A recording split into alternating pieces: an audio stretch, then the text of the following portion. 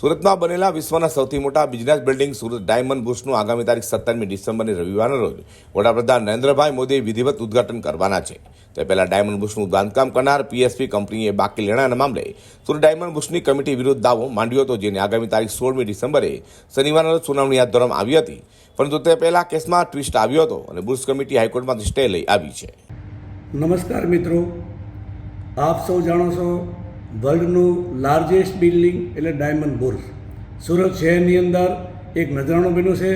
ગુજરાતનું પણ એક ગૌરવ લઈ શકે એવું બિલ્ડિંગ બન્યું છે. મિત્રો, થોડા દિવસ પહેલાં જે એસટીબી ઉપર પીએસપીએ જે ક્લેમ કરેલો અને ક્લેમ જે હતો, અમને ભરોસો હતો કે નામદાર હાઈકોર્ટ અમને સાંભળી અને 100% ન્યાય આપશે એવનો 100% ભરોસો હતો.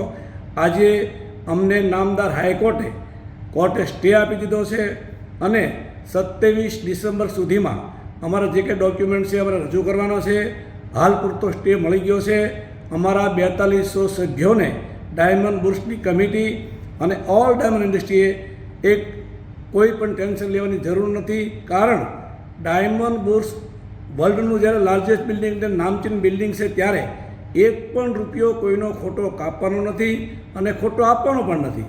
જે અમારે વ્યવહારિક તે છે એ ડાયમંડ બુર્સ 100% જવાબદારી નિભાવવા માટે તૈયાર છે, સક્ષમ છે અને અમારા 4200 સભ્યોનો સાથે વિશ્વાસ પણ છે. એટલે કોઈ ચિંતાનું કારણ નથી.